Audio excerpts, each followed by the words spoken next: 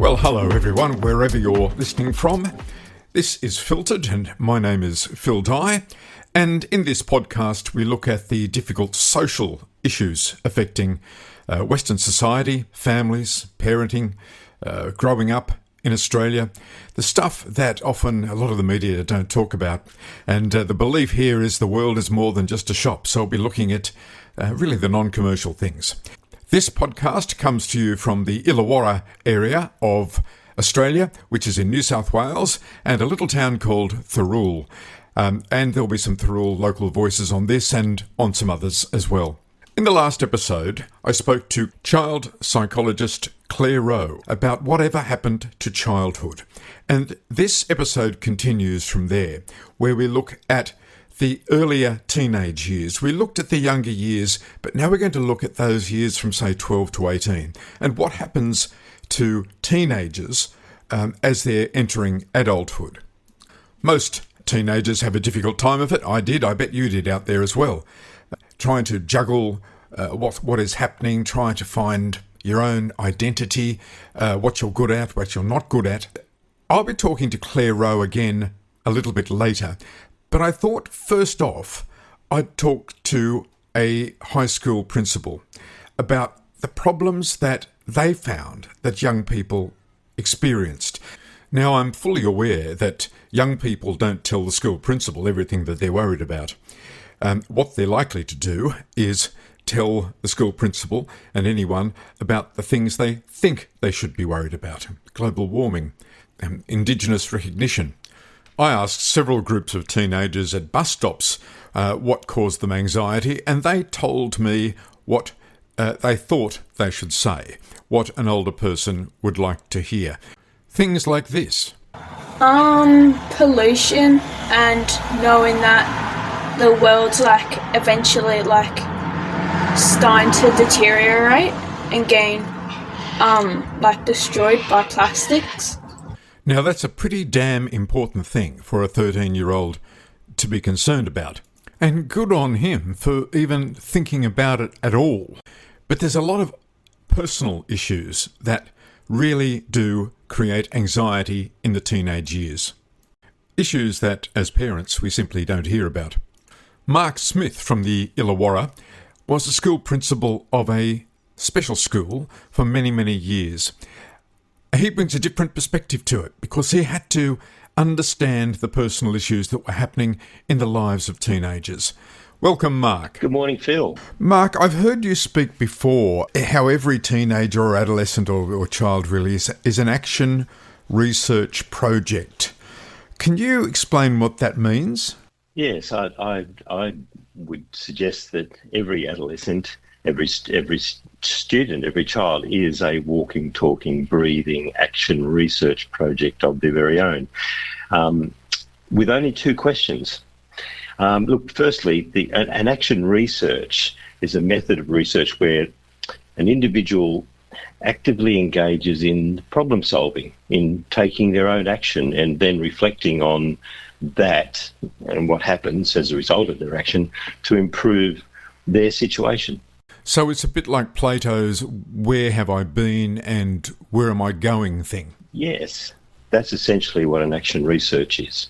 So when I say that each individual is an action research project, I mean that they are attempting to answer for themselves two questions. And the two questions that I think they ask themselves all the time, and this is an ongoing thing for them at every moment, and the two questions are, who am I and where do I fit in? Who am I and where do I fit in? And if they have satisfactory answers, they don't need to be perfect answers to who they are and what they're capable of doing and how they're validated for what they're able to do, and where they fit in, who they hang out with, and all of those things that make them feel like they belong. If they have satisfactory answers, then I think there's a good chance that things will be okay for them in that moment, because, as I said, these are ever-changing circumstances that the adolescents, the people go through, the young people go through, and those two questions are always in play every minute of the day. Who am I? Where do I fit in? So, Mark, if they can't answer those questions, or they can't answer one of them, are they more likely to be anxious or concerned, or have some sort of unhealthy characteristics? They will then go to various lengths, sometimes very extreme lengths, to find good answers to those questions. And sometimes where they fit in may not be, in the eyes of many, socially acceptable. And what they do to validate what they're capable of doing, their actions may not often be socially acceptable. But, paring back from that, it starts with being able to answer for themselves, or to be able to act on where they sit in a classroom, who they sit next to, who they play with, who they associate with out of the room or on the weekends. How many, for younger kids, how many play dates they get, how many times they're invited over to other people's places. It also is reflected in what they might wear. There's a great sense of belonging that comes from, a particular, unwritten law around the uniform that young people might wear, and even what they talk about and what music they listen to. Mark, Jordan Peterson says that we form who we are by every single thing that we say, do, feel, be, which is really what you're saying, isn't it? I think it is, Phil, and I think they're the live questions for those for young people, and I think for all of us, really. I think perhaps they're more on the surface, and because the quest for answers is more apparent and necessary for young people. We do see that they're always struggling with finding good answers to those questions because they're always in play.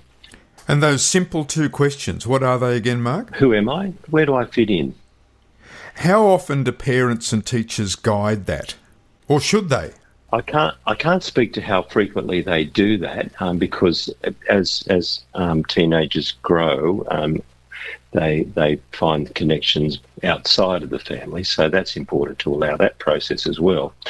But there are things that we can do as adults to help that situation, to create the environment where students do find opportunities to fit in, do find opportunities to be validated for the things they're able to do.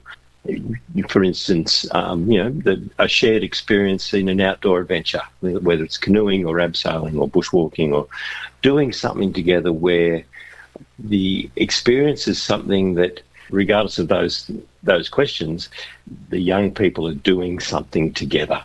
And that becomes a shared experience that they have in common. So, there are ways of bringing people together like that. What about a sport, Mark? Like getting them into a sport where they play with others? Or a sport, a team sport. They're sensational opportunities for students to find a way to answer both those questions at the same time. Find something that they belong to and find something that they're good at. And obviously coaches and teachers have a role in building that skill set. The nice thing about challenging students, and I think your example and mine, we both outlined a situation where students are challenged, is that you're often not just challenging their capabilities, you're challenging their imaginations about what they believe is possible for themselves. They learn a new skill, they learn how to kick a ball, they learn how to abseil, they learn how to paddle a canoe, whatever it might be. You've changed, even in a small way, how they see themselves.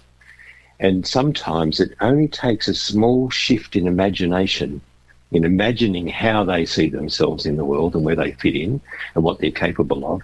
It only takes a small shift in imagination to change other behaviours in a big way. Yeah, and that's another way of saying they've got good answers to both of those questions. Now, sport and outdoor activities, they're all positive ways, but what are the negative ways of answering who am I and where do I fit in? Well, it is an action research project, so they'll try all opportunities to find answers, and sometimes that may be going to some extremes. The research around students who have struggled to fit in, for instance, outsiders, if you like, they've tried to find a group to belong to. It's not it's not necessarily a good outcome for them. It seems that their way of attempting to belong to a group is to do the goofy things, the silly things, the extreme things, the dangerous things, and perhaps the unacceptable things, as a way of making themselves popular in a group, for instance. Right. The result, though, is not that they're accepted as an equal. They're accepted as the clown. They're accepted as somebody who, it's like a performance role that they've got. They're never really taken on as an equal to that group. They're just seen as still as an outsider, but somebody who'll do that silly or dangerous things for the group. And that's where that research has tended to sort of point to. Mark, what about the young person who can't find a group or who doesn't want to find a group? The teenager who'd rather spend time simply on their computer? So I guess the real difficulties for people who aren't able to avail themselves of a group to belong to, and that's where, teachers need to have insight into students who aren't fitting in, and not just teachers, but the community, including the families and friends, that they have insight into where people are not fitting in and not seeing them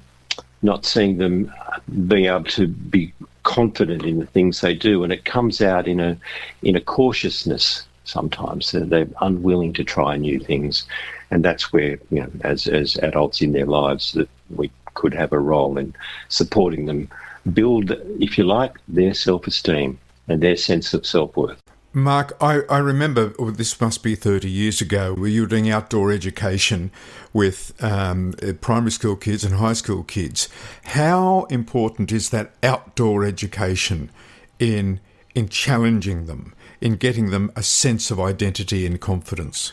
Well, the outdoor education is also placing them in an environment which is not their real world. And so, if you like, you give them a clean slate, somewhere to start again, and to try to be someone, to be something, and be able to do things that aren't associated perhaps with the weight of their local streets and their community and their local friendship groups. So that's a really important avenue or opportunity that being in the outdoors can provide.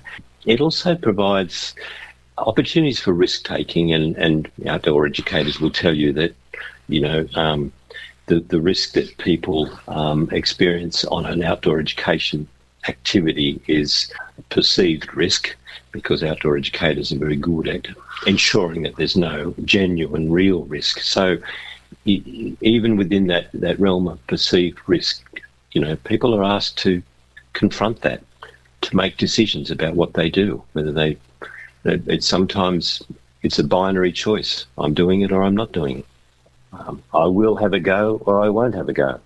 It boosts their resilience if they fail or if they don't do as well. Every time they do something, they get an answer to one of those questions, or one of the myriad of offshoot questions about how they see themselves. And the other thing about being in a new environment, even if it is a wilderness environment, but not necessarily a complete wilderness environment, is that it's a level playing field. Everybody starts again.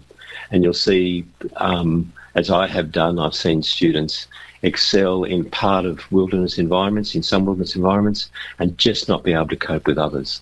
The broader range of activity and exposure to those activities in those environments you can provide, then the more likelihood there is of connecting each student with something that they feel good about doing, something they feel that they can achieve and feel capable, and learn a new skill along the way. Mark, the next question revolves around mobile phones and teenagers. And last episode, there was a song by Danielle France from the Shellharbour area of New South Wales talking about this. I'll just play you an excerpt from the song, and we'll talk about that. Mm-hmm. I ain't asking Dad 'cause he's a Gen X and I'm just a millennial, and everything's about sex. Guys, don't ask me to dance, Grandma.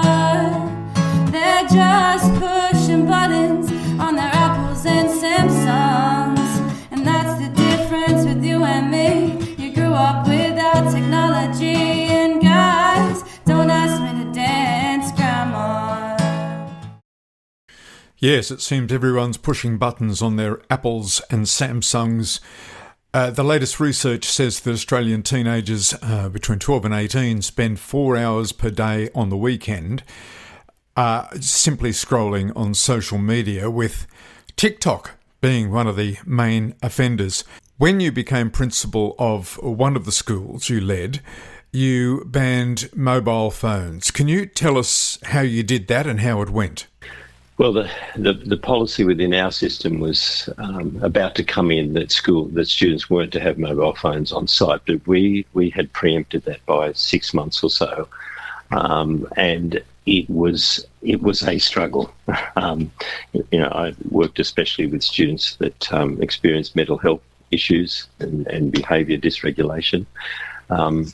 So suggesting to them that each day that they will not have access to their phone, it immediately caused an issue for them. We explained the reasons for that, that this was to help have some positive impacts on the way that they engage with the other students in the school, and to have some positive impacts on their learning.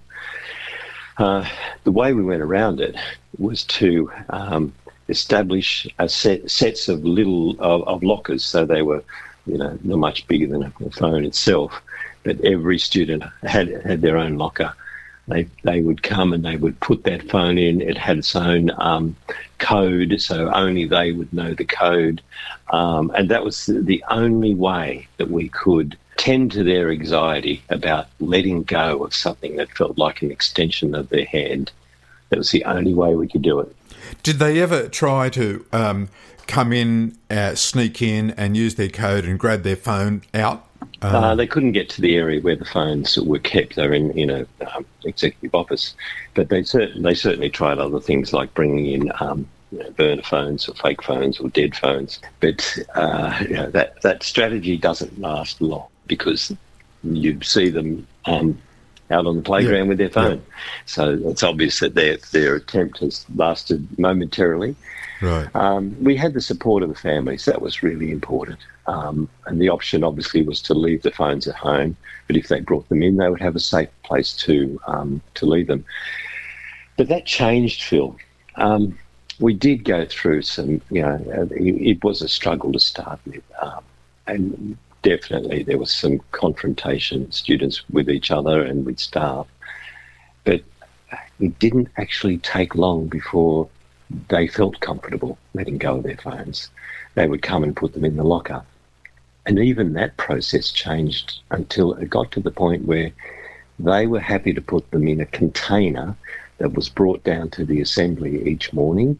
They would put them in, and they trusted us to lock them away and give them back at the end of the day.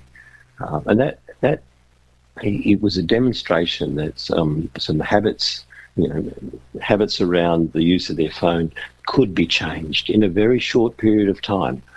Once they established that they could trust the people they were handing their phones over to, the way that they dealt with that changed very quickly.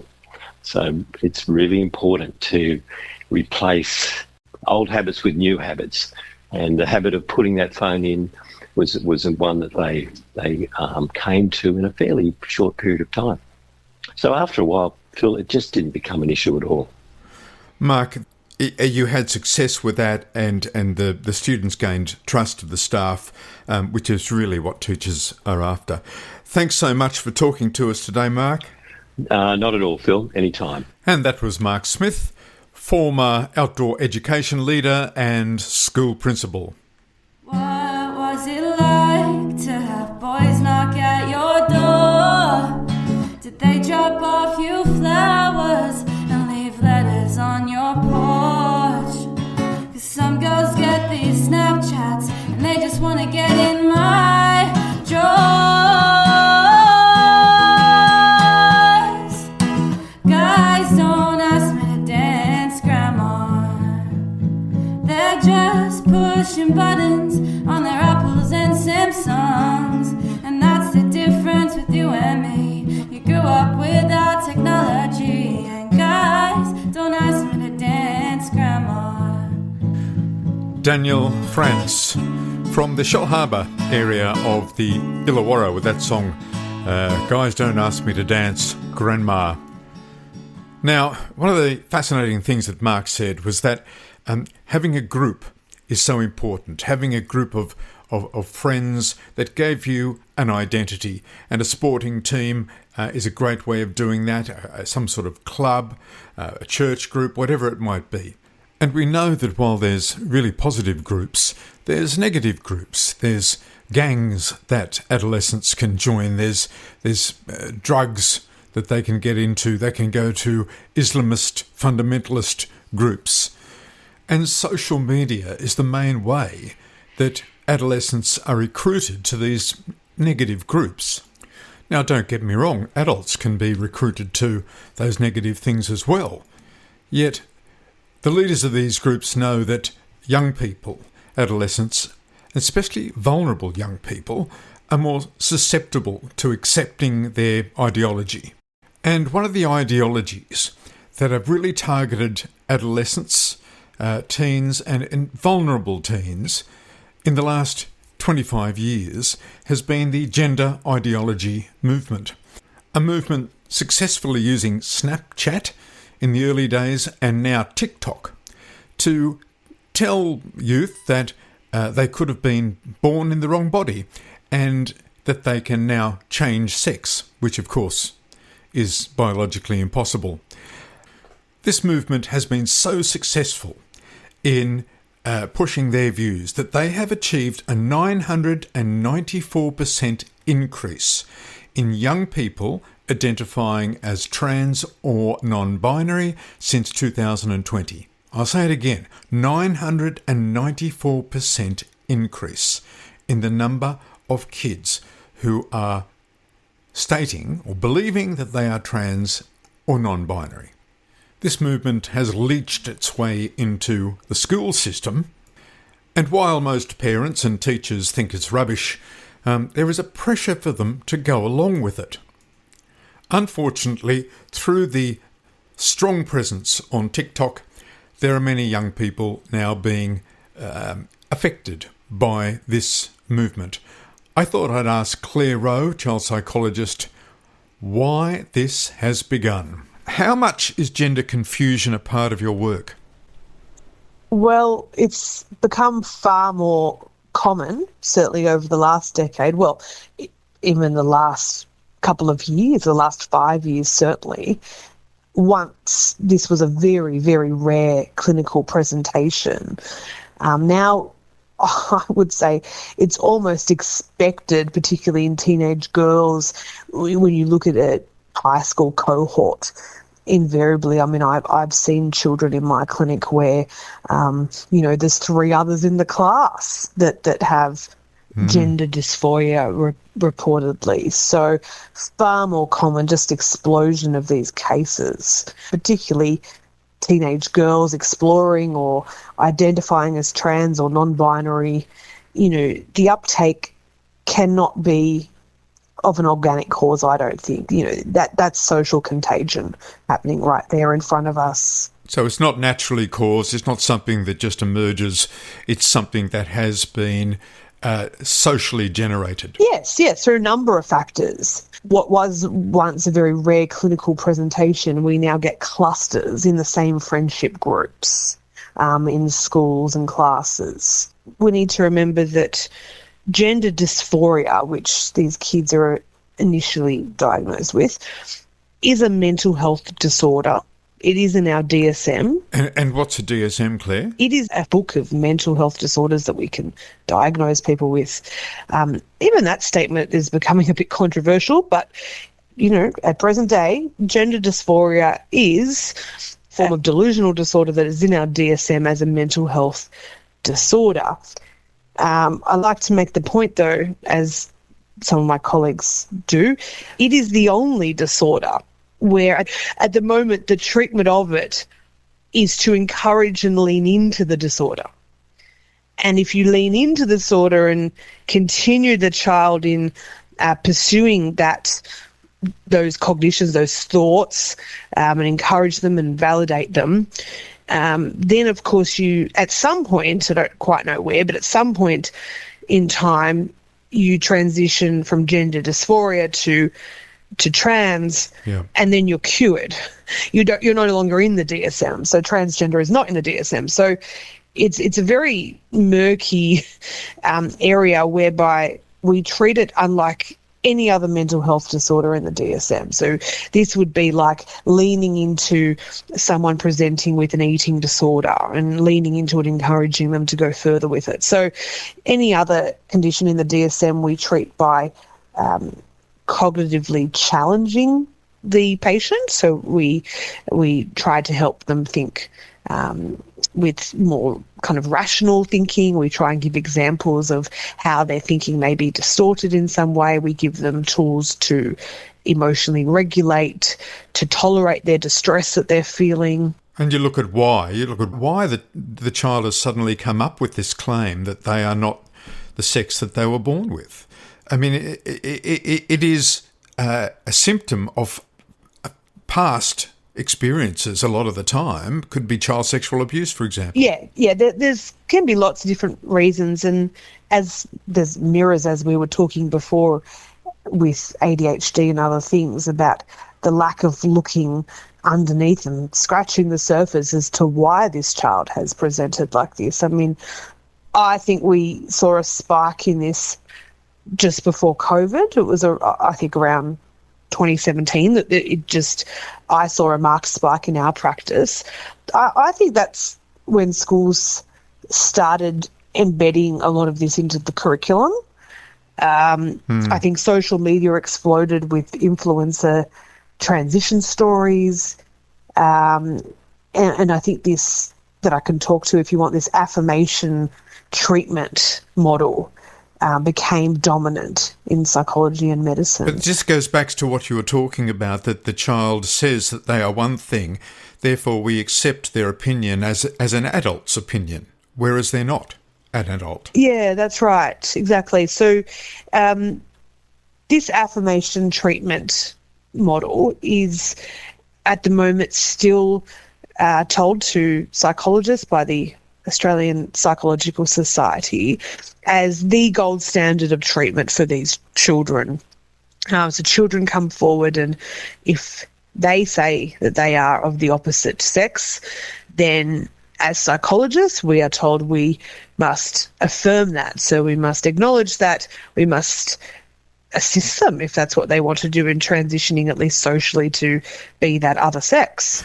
So that means the Australian Psychological Society, who we should trust as medical professionals, are working on a delusion. They're working on a lie, because children can't change sex. Humans can't change sex. It is completely bizarre. It's a bizarre way that we've gone in treating children, in terms of them coming and saying something to us like that on this topic has lifelong, potentially irreversible kind of damage we're doing to kids if they do go down a medicalised route. And yet we are told not to question it because the 9, 10, 11-year-old knows best. There's just no other areas really, well, certainly in the history of medicine, that we would ever do that. It does align a little bit with a more general change in parenting, yes, an elevation of the child to more of an equal in the household, and as we were talking before, an elevation of giving them a little bit more control and power than they should have. So it does align with a cultural shift that way, with generally how we're raising kids. But this is to extremes. I mean, this is now looking at a child making decisions that, as I said, are not safe, not reversible, and entering into, a medicalised treatment route where you can't possibly say is informed consent, because, a 10 or 11-year-old can't possibly give informed consent in that way. It's patient-led medicine gone too far. 100%. Yeah, that's right. Yeah, and absolutely. Listeners may not be aware that the Society of Plastic Surgeons have applied to make all gender transition surgery on Medicare, and an important phrase in their proposal was that the patient can choose their surgery. The doctor not only says, look, you don't need this, you need that, or no, the patient chooses whatever they'd like to have. To me, this is a tragedy, especially it's on the taxpayer dime. Yeah, well, even if you put that aside, which is just fiscally a disaster. Yes, the idea of patient-led medicine, again, I think this is it to the extremes of harm of a generation. But medicine has gone a little bit more that way, sadly. Again, I think it's reflective of people coming and paying for an ADHD diagnosis, and they get or an autism diagnosis, and I think they can get quite cranky with a clinician like myself who says, hey, I don't think it's autism, I think it's something else. And so it is reflective on a little bit of a more general shift. But of course, now we're looking at something that is absolutely, lifelong, detrimental, awful impacts on people that they could and probably will grow to deeply regret in the future. So the removal of, evidence-based, science-led practitioners as experts is disastrous and very sad. Yeah. Yes, I agree. Claire, when I was 13, nearly 14, I pulled out all of my hair because I had a very traumatic family environment. Pulled it all out. Now, I knew I was pulling it out, but my mother took me to the doctor and I was too scared to actually say, it's because this is what's happening at home. So the doctor gave me cream that I had to rub on my head the whole time. But the doctor never, I think he did know that there was a lot of shit going on at home, but never actually looked at that. No, let's put on some cream, which is a bit like, let's try some puberty blockers. Yeah. That's right. And that's the problem, is this medicalised path, it just flies in the face of any other way that we should be working. I mean, even on a general psychotherapy or psychology approach, should be one of exploration. Because as you pointed out and alluded to before, there are so many reasons why these kids are displaying like this.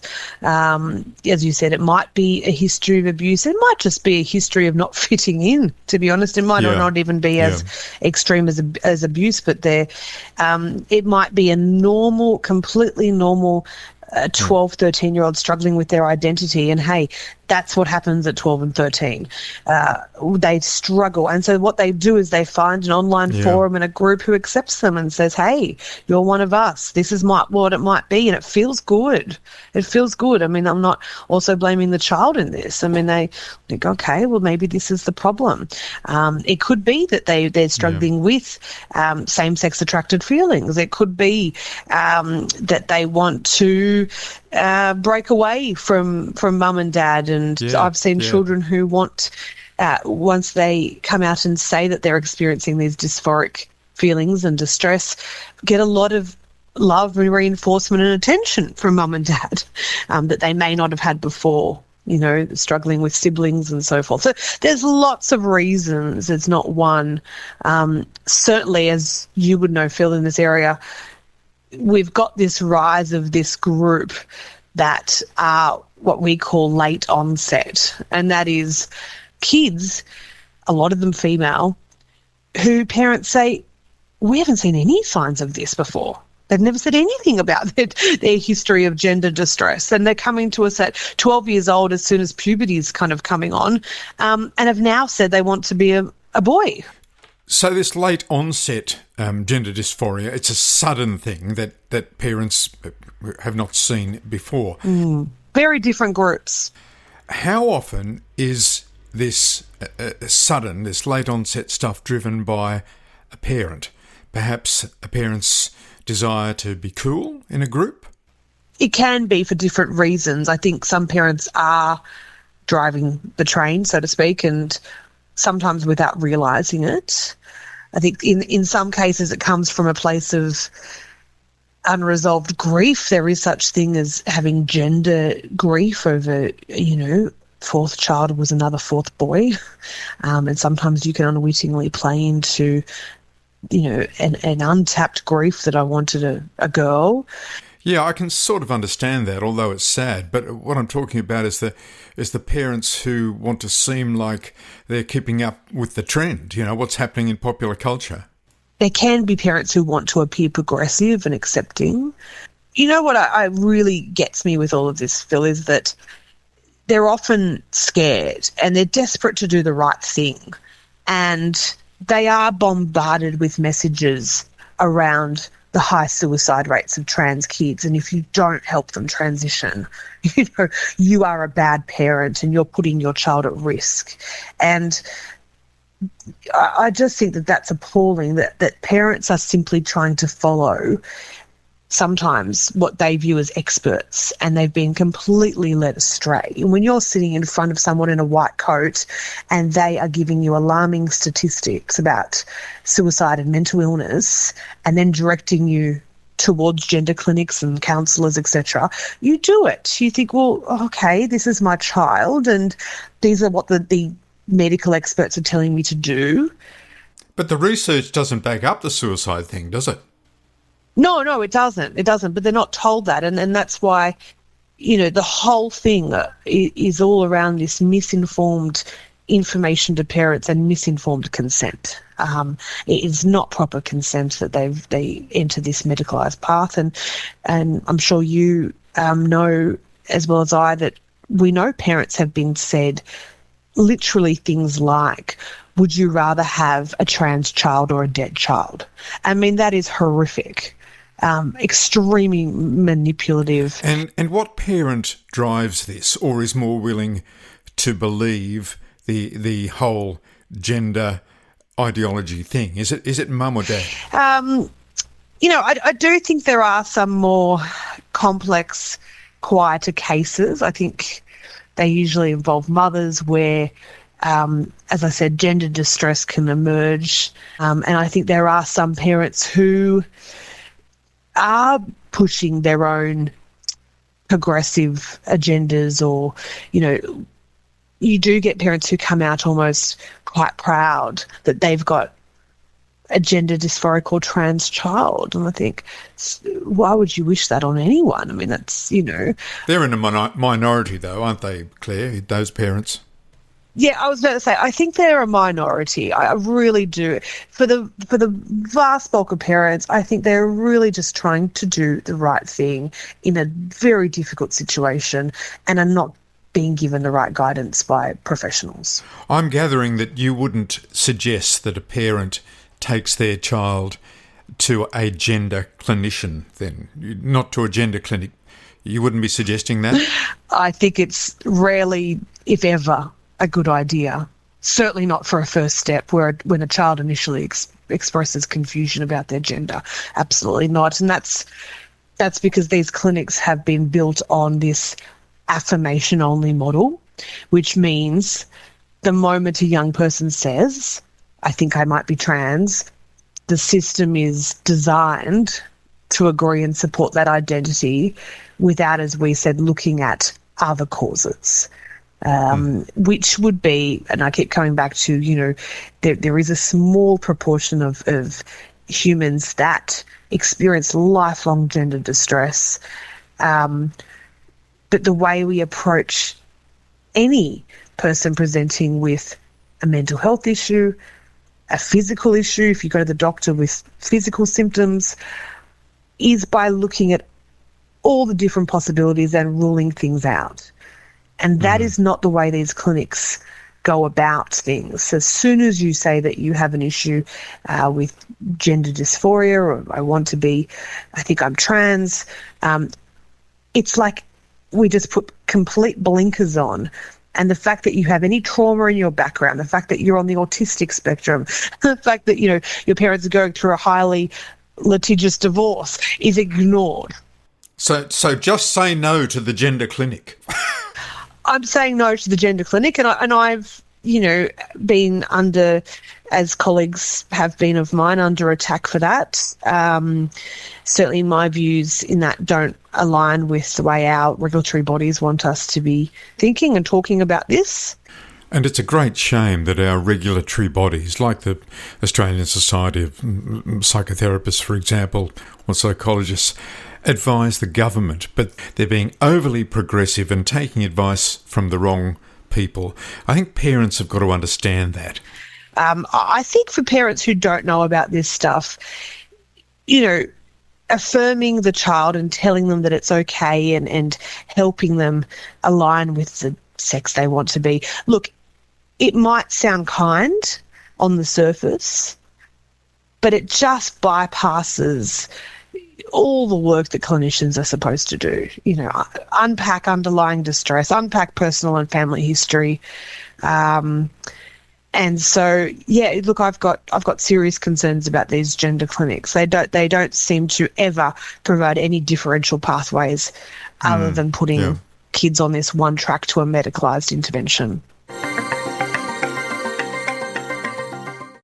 Now, Claire, I know there's lots of teachers listening to this, and I think teachers are in a really hard place because the departments of education really across the country saying, oh, well, you've got to affirm the child's gender if they believe that they're in a different sex, and you've got to go along with that. And many teachers think that this is just a lot of crap, but they can't do anything, and they have to go along with the parent if the parent wants them to go along with that. How does someone deal with this in that situation professionally? They have to go along with it, don't they? Well, in a lot of cases, I think they do, and I really have a lot of empathy for teachers who struggle with this. Just to take one step back, first and foremost, you should not be calling a child by any other name or gender pronoun without parental permission. I mean, that's even one step prior to parents encouraging this. And I have heard of those cases that parents have said, we do not wish for you to be calling our child a different name, and yet the school pursues it. Now, if you're a teacher in an employed position, who am I to say, or anyone else, that you should stand up and risk your employment over this?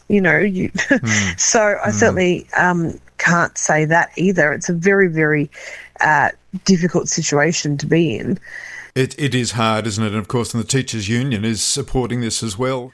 I think it's particularly hard if you have parents who are requesting that the pronouns be changed and the name be changed. At the end of the day, as a teacher, you're there to teach, and I would say, you focus on that, because the issue therefore is really heading back to parents and the parental right to be able to say that that's what they want their child to be called. It comes back to actually educating and dealing with the parents who are making those decisions, who, as I said before, are getting the advice from ill-informed medical experts. As a teacher, there's not a lot you can do if the parents are supportive of that. Except for teachers, I'm sorry, you can leave the profession. You can go to another job, and I know there's many teachers out there who have done that because of this very issue. Claire, some university teaching courses and some schools are telling the teachers that they cannot say no to a student, that they cannot use wrong and right. They can't tell a student that is wrong. Is it bad to say those things? Oh, of course it's not.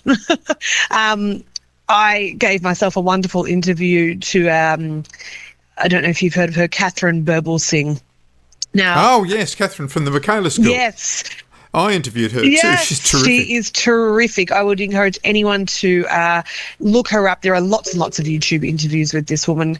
And she has started a school in the inner west area of London, a very low social and economic area, mostly of black students who come from backgrounds of never having family members go to tertiary education or finish high school. Anyway, she has returned a schooling education model back to a very traditional one where it is teacher-led learning, it is explicit teaching, it is rote learning, it's detentions, it is desks in rows facing forward, no more kind of collaborative, so much emphasis on student collaborative work of self-discovery and student-led learning. And she's just had her first cohort go through and complete the equivalent of Year 12, and I think they came out ranked as the 7th best results in the country. But this was from a school of kids who weren't expecting to finish high school. I mean, absolutely extraordinary results. I think she has thousands of visitors come through the school every year because people want to know, what are you doing in here? And more than that, she has the lowest rate of teachers leaving her school. The teachers love teaching there, and the students love going. They're engaged. They're putting their hand up and they're engaged. And that I've been to the school, Claire, and it is absolutely marvellous. The kids in the class are so keen. They're really keen. And that's because they have been given that structure. They know when they walk into that school who's in charge, and therefore they relax and they're not vying for control.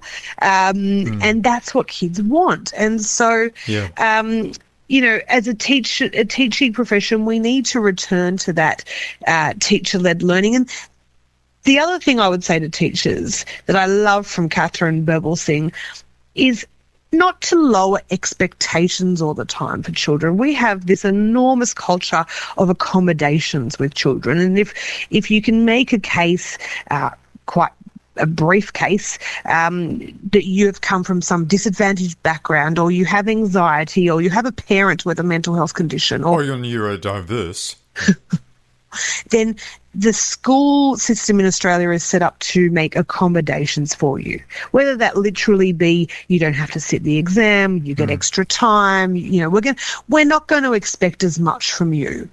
And one of the things we need to do is get rid of that and hold up expectations for every child at the same level. It's not fair to lower our expectations on a child because they will meet those lower expectations. And if you raise the bar, they will meet a higher expectation. And so I love that philosophy as well for teachers, not to buy into this absolute culture we have of over-accommodations. Claire, it's been great talking to you. How can people get in contact with you if they need to?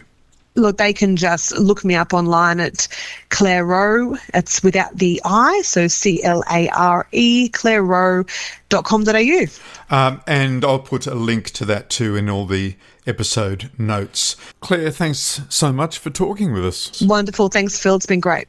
And that was Clare Rowe, child psychologist from Sydney, Australia. Now, if you've got any questions or any comments, send them in to me, phil@filtered.com.au, phil@filtered.com.au, and that's PHILTERED, and I'll see if I can get them answered for you. Thanks for joining me in this episode. Thank you to Mark, thanks to Claire, and I'd really appreciate it if you could share this episode with friends or family who may find it interesting. My name is Phil Dye. I'll see you again soon.